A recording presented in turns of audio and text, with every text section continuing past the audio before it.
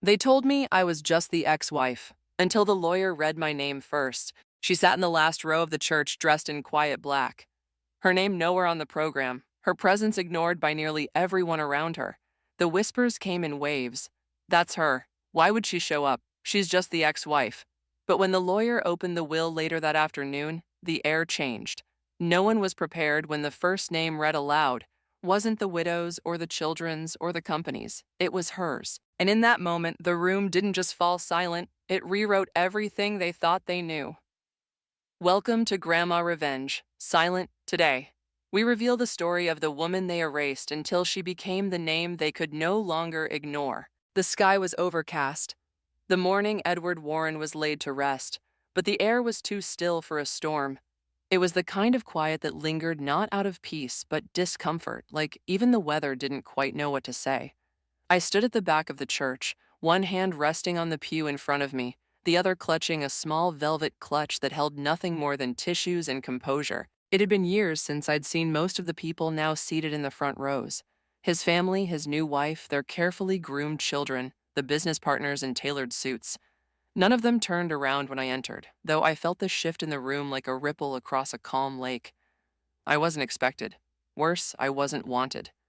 The woman 2 rows ahead leaned toward her friend and whispered, not quietly enough, "Is that Margot? I thought she wasn't coming. I mean, she's just the ex-wife. Just the ex-wife. Not the woman who'd spent 21 years building a life with him.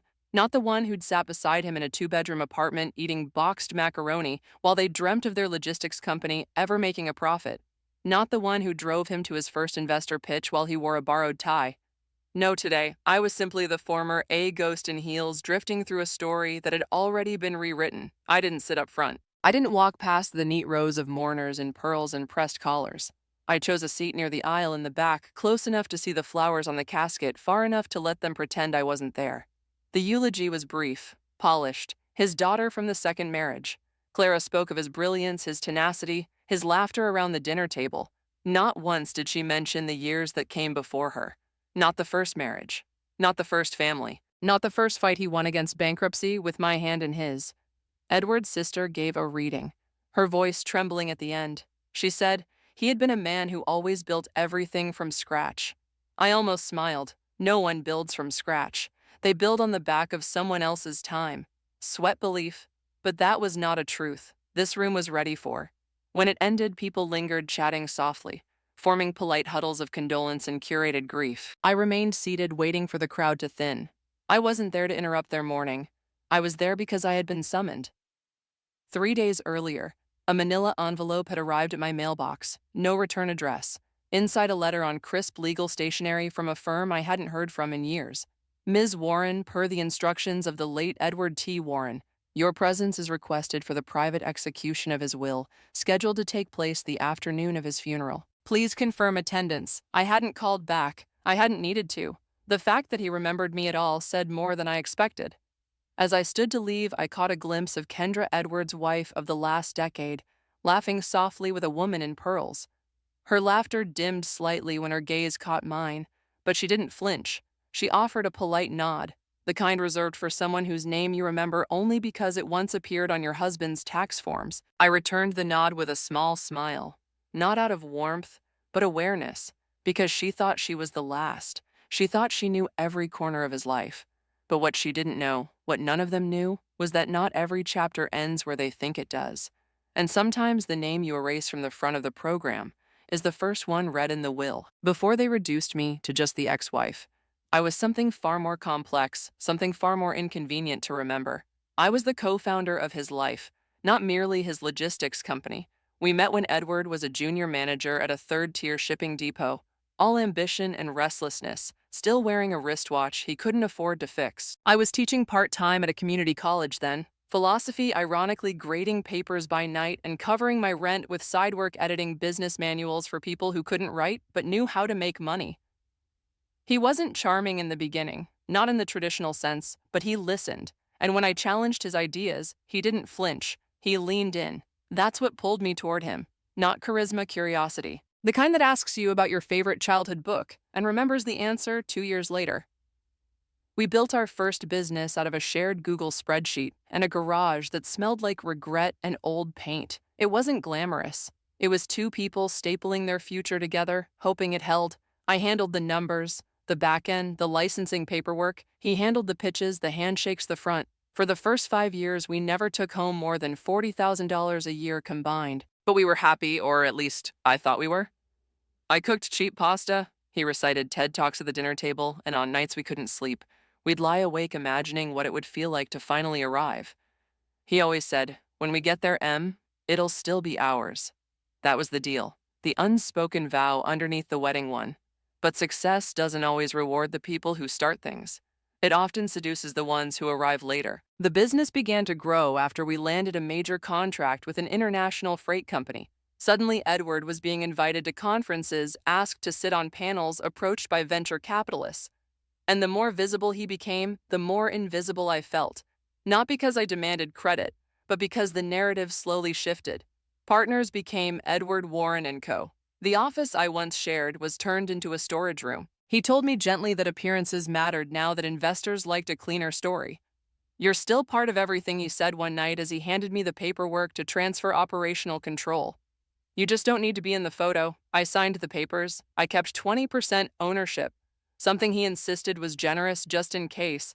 And when he began coming home late with the scent of unfamiliar perfume and a voice that softened only when I didn't ask questions, I knew what was coming. The divorce was clean on paper. We split the assets proportionally. He kept the house, the car, the narrative. I got an apartment with good windows and silence. I didn't fight it. Maybe part of me still believed he'd find his way back. Not to me, but to remembering what we built. Or maybe I was just too tired to rewrite myself while they were already halfway done. People often think the end of a marriage is loud. It isn't. It's gradual, like ice melting into a shape you don't recognize. The day he married Kendra, I didn't cry. I bought myself a small cake, toasted the quiet, and mailed back the last of his things. No note, no anger, just closure. And yet, even in the years that followed, when I rebuilt a life on my own terms, teaching again, volunteering at a shelter, growing herbs on a windowsill, I never quite let go of the fact that a part of my story was being edited out in real time. So, yes, I walked into that funeral knowing how they saw me, knowing they'd crafted a version of Edward's life where I was little more than a footnote in his rise. But footnotes, as any good writer knows, often contain the most essential truths. And the truth was, I didn't come to reclaim love. I came because someone, Edward himself, had left a comma in the story, one no one expected, and I intended to make sure they read it all the way through. There's a peculiar kind of silence that settles when people are pretending you're not there. It's not cold, not even overtly cruel. It's curated, like the playlist they chose for Edward's wake. Soft jazz humming beneath the click of champagne flutes and carefully lowered voices. The reception was held in the marble atrium of a private club downtown, one Edward used to call too stuffy for real conversation, back when real conversation still mattered to him. Now, a massive photo of him in a navy suit stood beside a table draped in white linen, flanked by floating candles and a floral arrangement that cost more than my first car. Kendra hovered nearby in a sleek black dress, receiving condolences with the precision of someone who had rehearsed her mourning. She looked every bit the grieving widow, elegant, composed, completely in control of the narrative. She didn't see me arrive, or maybe she did and chose not to react. Either way, no one offered me a drink. I walked the perimeter of the room slowly, not to draw attention, but to feel the edges of the life I used to belong to. Familiar faces had turned unfamiliar with time. Edward's former assistant, now a VP, his younger cousin whose wedding I helped plan before she ever met her husband. Not one of them approached. I suppose I was a disruption, an echo proof that the version of Edward they were toasting wasn't the only one that existed. And in a world obsessed with clean stories, I was the inconvenient chapter they had collectively agreed to skip. I found an empty seat near the far end of the room, just beside a floor-to-ceiling window overlooking the city. For a while, I just sat there watching the lights blink across high-rise towers. Edward used to dream about buying into. I wondered if any of these people knew the stories behind those dreams. The late nights, the early failures, the moments we nearly gave up. Probably not. In this version, I was a name you whisper with polite confusion. She's still around. Didn't they split? Why is she here? But I wasn't there to make a scene. I wasn't there to challenge their version of grief. I was there because a man I had once loved deeply, painfully, and for far too long had written my name into something no one could quietly erase. 3 days prior, as I'd stood at my kitchen counter holding the envelope from Edward's attorney, I had traced the embossed lettering with my thumb and known something important had shifted. Edward had done what I never expected he remembered, and not with a phone call, not with an apology, but with something far more lasting: legal ink. I checked my watch. It was nearly time. Across the room, I saw Kendra glance down at her phone, then lean toward Edward's daughter, Clara, and whisper something that made them both pause. Clara turned her head eyes scanning the room and stopped when they landed on me. Her expression faltered. Surprise, confusion, maybe even a flicker of something less polite. She nudged her brother, who looked over and then quickly looked away. It was clear now they hadn't known I was included. And for the first time since Edward's death, I let myself feel something dangerously close to satisfaction. I stood slowly smoothing the front of my coat and walked past the portrait of the man who once promised we'd be in every chapter of each other's lives. I looked into his photographed eyes and nodded once, not with resentment, but recognition. He had made his choices, and now so would I. The private reading of the will was scheduled for 3 p.m. at a law office 2 blocks away. It wouldn't be public, it wouldn't be dramatic, but it would be binding. And when the door closed behind us and the lawyer opened the folder with Edward's final instructions, the only name that mattered first would be the one they had all tried so hard to forget: mine. The conference room was cold in that corporate way, tastefully sparse with water pitchers and legal pads set out like it was any other transaction. But this wasn't just business. This was legacy, truth, and the reckoning that polite people pretend they're too civilized to believe in. I sat in one of the high-backed chairs at the long table, hands folded in my lap, and felt the weight of being seen and unseen at the same time. Clara and her brother were already there, stiff in their seats, whispering to each other, while glancing occasionally in my direction.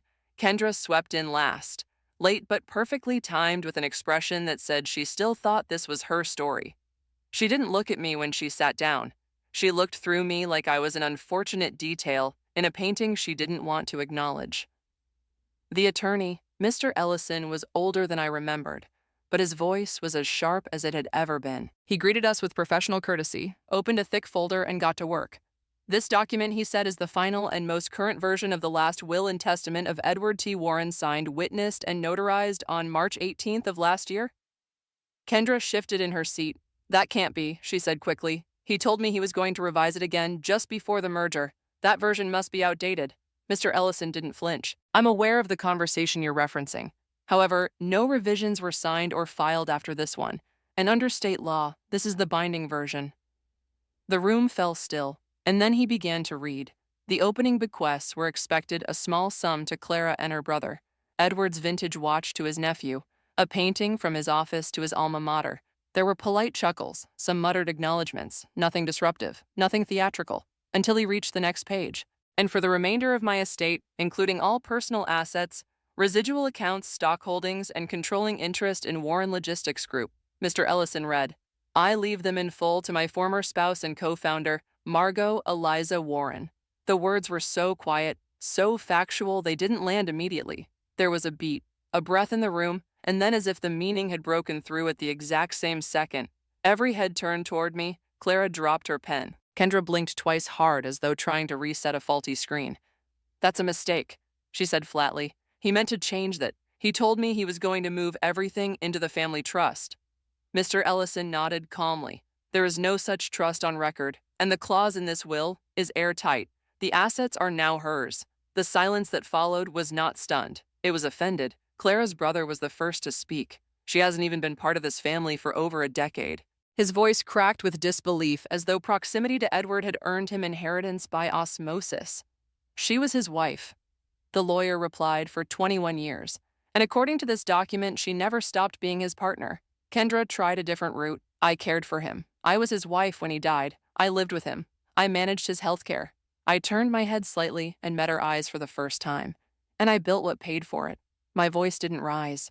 It didn't have to. The words carried their own temperature. Mr. Ellison handed me a sealed envelope with my name written on the front in Edward's handwriting. I didn't open it. Not yet. Instead, I stood and gathered my things, feeling the weight of the moment settle. Not like a storm, but like relief. I hadn't asked for this. I hadn't expected it, but I had earned it, not through manipulation or flattery, through years of unseen labor, of invisible contribution, of quiet strength. As I stepped toward the door, Kendra called after me. You think this makes up for everything? I paused, not for drama, but for clarity. No, I said. This isn't about making up for anything. It's about acknowledging what never should have been forgotten. And then I left them there in that glass-walled room full of shock and shifting power, their version of the story crumbling quietly in the hands of a lawyer who had simply read my name first. I didn't open the letter Edward left me until 3 days later, not because I was avoiding it, but because I wanted to read it on my own terms, somewhere quiet, somewhere he used to exist, before his story was polished and repackaged. So I waited until Friday when the air was crisp and dry, and took it with me to the old cafe on Elm Street, the one we used to sit at before things got complicated, before success turned into strategy and intimacy gave way to logistics. I ordered the same coffee he always teased me for, black, no sugar, like a threat he used to say, and sat in the corner booth with the envelope between my palms. His handwriting hadn't changed, still slanted, still sharp. Inside was a single page folded once. No greeting, no sign-off. Just Edward in the way he always communicated best. Directly, sparing the sentiment, but not the sincerity. If you're reading this, it means I didn't get around to doing the final rewrite. And I'm glad I didn't, because everything I built started with you. We made something from nothing, Margot. I never gave that enough credit, not when I should have, not when it mattered. This isn't an apology. You deserved more than that. This is acknowledgement. I didn't cry, not because it didn't move me. It did, but because there was something almost sacred about reading a man's truth after the world had already dressed him in posthumous perfection. He had given me the last word, and that meant more than the money, more than the company shares, more than the public gasp when they heard my name in the will. What mattered was that somewhere in his final months before the illness clouded everything, Edward remembered where it began and who stood beside him when the foundation was still being poured. In the weeks that followed, I returned to the paperwork, not the glamorous kind, the real stuff. I sat with accountants, restructured the ownership of Warren Logistics so that my stake would transition to a nonprofit fund supporting women-owned startups. I declined board involvement, knowing the industry had already moved on from women like me, older, less flashy, uninterested in IPO buzzwords, but I didn't need a seat at the table anymore. I had helped build the floor they stood on. Quiet legacy was more powerful than loud presence. Still, the calls came. Former colleagues, reporters, Edward's second-tier investors. All curious about the ex-wife who got everything. They wanted a story, a quote. A reaction I gave them. None. What would I say? That I was shocked? I wasn't. That I felt vindicated? That wasn't quite right either. It wasn't about winning. It was about remembering. Remembering that I was not a footnote, not a technicality, not a past tense. I was the co-architect of everything they now treated like inheritance. And no matter how much Kendra curated the narrative, no matter how many photos she posted of her and Edward at gala events, the company's founding documents still bore my name. It was Clara who finally reached out. She asked to meet reluctantly, as if she wasn't quite sure whether it was to confront or to understand me. I agreed, though not for her sake, for mine. We met at a park halfway between our homes. She was polite, brittle, her anger wrapped in formality. He never talked about you, she said, almost like an accusation. I nodded. He talked less about himself the older he got. She looked at me for a long time, trying to decide if I was someone to pity or someone to fear. I thought he gave everything to my mom because she took care of him. She was there at the end. So was I replied quietly. Just not in a way you noticed, because grief is loud, but contribution is often invisible. And for years, I had carried the weight of knowing I helped build something that didn't know how to acknowledge me. Until now, I wasn't Edward's ex-wife. I was his first partner, the only one who stayed when there was nothing to gain. And the will didn't give me that truth. It simply confirmed what I had always known. In the days that followed the reading of the will, it was as though someone had pulled a thread that held the entire performance together, and now the seams were starting to show. I didn't hear from Kendra directly, but I didn't need to. A family friend forwarded me a clipped segment from a morning talk show where a financial columnist discussed the strange legal loophole that left a current wife empty-handed. They never used my name, but they didn't have to. The camera lingered on stock photos of upscale living rooms and corporate towers, as the host frowned sympathetically and said, "It's a cautionary tale for women who think a wedding band guarantees legacy." I didn't flinch. I didn't call to correct them. That wasn't my story to clean up. Let them speculate. Let them struggle to rewrite a story. I now held an ink and paper signed and notarized, behind closed doors. I knew Kendra was furious. Edward's estate lawyer, Mr. Ellison, quietly informed me she had made several attempts to challenge the will, claiming undue influence, mental deterioration, even clerical oversight. But Edward had been precise, and the will had been filed meticulously. No detail had been rushed, no clause ambiguous. There were backup copies, witnesses, a final video statement recorded from his hospital room confirming his wishes with chilling clarity. "I'm not changing my mind," he said into the camera, his voice low but certain. "What I built with her. What I leave accordingly." His eyes never blinked. That footage alone stopped any real legal traction Kendra might have had, but it didn't stop the bitterness. I began receiving anonymous packages. No threats, just little barbs. A framed photo of Edward with a scribbled note on the back. He was happiest here. A folder of old press clippings omitting my name. One day, a floral arrangement arrived with a card that read, "Hope you finally feel like you matter." I placed each item in a box marked irrelevant, tucked it in the back of my closet, and moved on. Because when someone tries that hard to remind you of your absence, it means your presence still threatens them. The business world reacted differently. Quietly, respectful, cautiously curious. A few former associates reached out offering to help transition your role or advise on succession planning. I declined. My plan didn't require their approval. I wasn't here to wear the crown they tried to pass between themselves.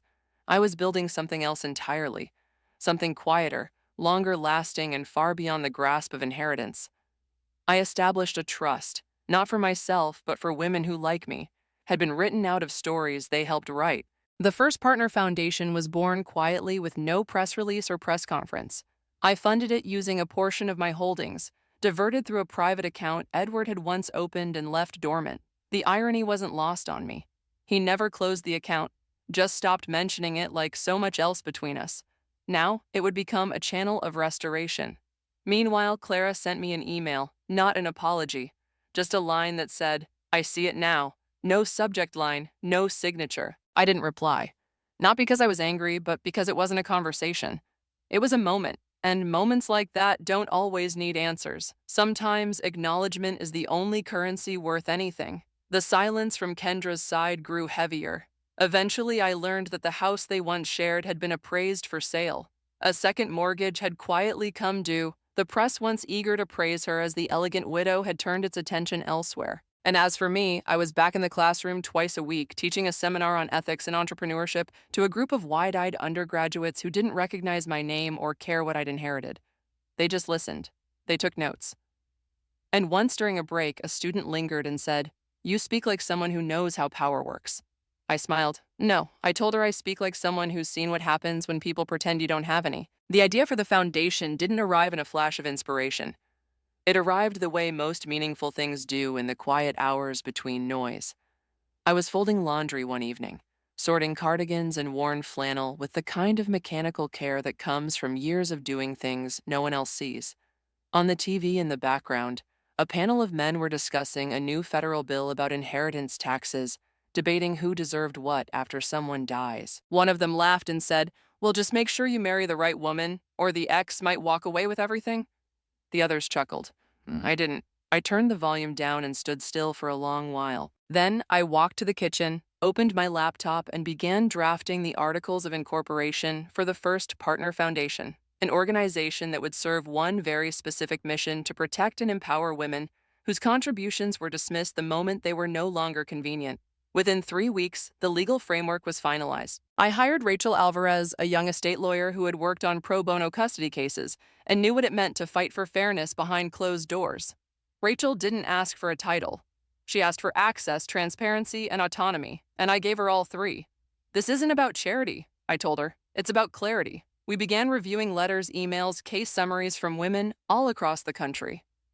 Former wives who had helped build family businesses, only to be cut out at the point of sale. Mothers who co-signed loans and were left with debt. Partners who had been there for the grind, but not the ribbon cutting.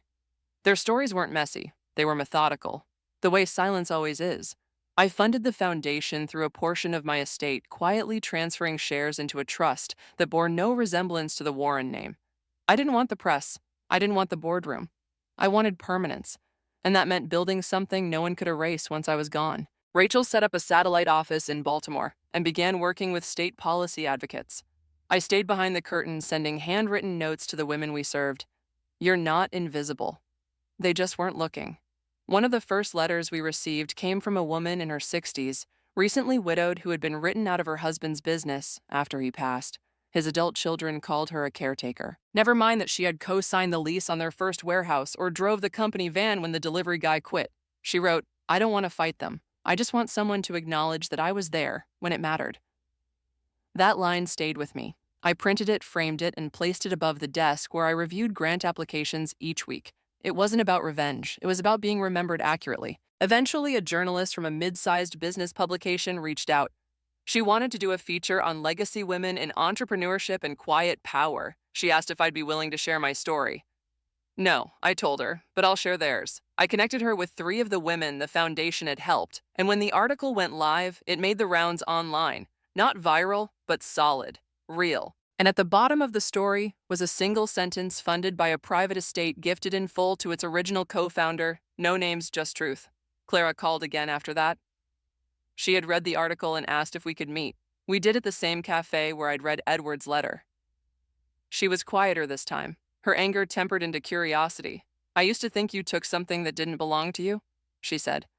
"Now I wonder if it was the only thing that ever did." I didn't offer her comfort. I didn't offer her blame. I simply said, "We don't always get to decide who finishes the story, but we can choose how we're remembered in it." That night, I walked home beneath a sky full of quiet stars, the kind you only notice when you finally stop narrating your own pain. I wasn't writing a comeback. I was finishing a sentence that had been left dangling for too long. Legacy, I had learned, wasn't about who mourns you the loudest. It was about who quietly lives better because you existed. The second letter arrived on a Wednesday afternoon, hand-delivered by a junior associate from Edward's law firm, who seemed both nervous and reverent, as though she sensed the weight of what she was passing over. I hadn't expected anything more. I thought the envelope Edward had left me during the will reading was his final word, but this one was different. Smaller, unmarked. No return address, just my name written in the same sharp script he used when signing contracts. Controlled direct without flourish. I waited until the house was quiet, until the laundry was folded and the tea was steeped, and I sat at my desk to open it. Inside was a single sheet, the paper heavier than standard stationery, as if Edward had wanted it to last longer than an apology. His handwriting looked more deliberate, like he'd taken his time. Perhaps because he knew he wouldn't get another chance. "If you're reading this," it began, "then you showed up. And I shouldn't be surprised, but I am. You always showed up even when it wasn't easy, even when no one noticed. And I suppose that was the root of everything, wasn't it? That I stopped noticing." I read the rest in silence, letting each line settle before moving to the next. He didn't ask for forgiveness. That wasn't his style, and truthfully, I didn't need it anymore. But what he offered instead was something rarer: recognition. He wrote about the long nights we spent mapping delivery routes across state lines, about the first investor dinner where I smoothed his collar in the parking lot because he was too nervous to go inside. He remembered the chipped mugs in our first office, the ones I refused to throw away because they felt like proof we had started from nothing. "You were the blueprint," he wrote. "I was just the one who presented it to the world." And then came the line that stopped me. "I don't expect you to honor me, but I hope you know, leaving it all to you wasn't penance. It was the only honest thing I had left to give." I folded the letter carefully, pressing the crease with the side of my thumb, and placed it in the drawer with the legal documents, not for safekeeping, but because it belonged with the other truths. I didn't need to frame it or read it again. It had already done what it came to do. Later that evening, I walked to the foundation's small office on the edge of town, the one we'd converted from an old dry cleaner's shop. Rachel was there working late, surrounded by boxes of new applications. She looked up and smiled when she saw me. "More women coming forward," she said. "They're finally realizing they have the right to ask." I nodded. "Good," I replied. "Let's make sure they don't have to ask twice." Before I left, I took a small framed quote from the shelf near my desk and replaced it with a new one I'd written by hand that morning. It read, "You don't have to win the narrative to own the legacy." It was a message to myself, and maybe to Edward, and maybe to the generations of women like me, those who gave and were forgotten, who carried and were cast aside, who kept showing up until someone finally saw the shape they'd carved into history. Outside, the wind had picked up, scattering leaves along the pavement. I stood beneath the street lamp for a moment, watching the light flicker in the window of the office I had just left. It looked small from the outside, but I knew better. Sometimes the quietest buildings housed the most irreversible change. I had spent decades being edited out of the story. Now I was writing the chapters no one else would dare touch. A year to the day after Edward's funeral, I found myself standing in the lobby of a glass-paneled convention center in Chicago, holding a name badge that read simply Margot E. Warren, co-founder Warren Logistics. No ex-wife, no +1, no polite asterisk, just the truth printed cleanly and without apology. The event was a national summit on legacy entrepreneurship, and while I had declined every speaking invitation, I agreed to attend, not because I needed recognition, but because I wanted to look the narrative in the eye and know I'd rewritten it. I walked into the keynote hall alone. No entourage, no press. Just a woman in a navy coat and soft leather shoes who had once been asked to leave the table and had decided instead to build her own. When the moderator mentioned my name in his opening remarks, the audience shifted curious. There was a ripple of whispers, some familiar with the headlines, others unsure if the story was myth or precedent. "Please welcome," he said, "the woman whose name was read first." I stood only briefly, nodded politely, and sat again. That was enough. I didn't need the microphone. I'd already said everything that mattered, through legal filings, through grant disbursements, through silence that had become structure. Back home, the foundation was thriving. We'd funded over 60 cases of estate defense for women in 6 states. Rachel had hired 2 new paralegals. A local university offered to partner on a research program about gender bias in business succession. One of our earliest grant recipients, a retired nurse, sent me a hand-stitched quilt with a letter that read, "You didn't just help me stay in my home. You reminded me it was mine to begin with." I kept the letter in my nightstand, not for vanity, for grounding. Kendra, as far as I knew, had sold the house in Brentwood and moved north. Clara had taken a job with a startup in Seattle. We hadn't spoken again, and that was all right. Some stories don't end with reconciliation. They end with understanding. I didn't need their remorse. I needed my own peace. And peace, I'd learned, comes not when you're proven right, but when you stop explaining who you were to people who refuse to see it in the first place. On the morning of my 64th birthday, I went to the lake near my home and sat on the same bench where Edward and I once planned our future, back when ambition felt like a shared language instead of a currency. I brought no flowers, no fanfare, just coffee, a journal, and the understanding that grief doesn't always look like sadness. Sometimes it looks like clarity, like a woman finally being able to sit with her past without letting it rewrite her name. I opened my journal and wrote the last entry I'd planned for this chapter of my life. They called me the ex-wife, but the lawyer read my name first. And after everything else faded after the ceremony, the whispered judgment, the legal fallout, I realized that the order didn't matter, because I wasn't claiming a man. I was claiming the truth. I was there when it was built. And I am here still, not in mourning, not in battle, but in place. When I stood to leave, I looked out across the water, steady and gray beneath the morning light. No ripples, no waves, just depth, the kind you don't always see until the noise clears. The kind they can't take away because it was never theirs to begin with. Some stories aren't told to get even, they're told to get clear, because sometimes the most powerful line in a life isn't a scream, it's a signature. Margot didn't show up to take anything back. She showed up so history wouldn't misplace her again. If you've ever been erased, overlooked, or rewritten in someone else's story, let us know in the comments, what would you have done if they tried to leave you out of your own legacy? Share your voice. Someone out there might need to hear it. And don't forget to subscribe to Grandma Revenge Silent, where truth speaks quietly but leaves no room for doubt.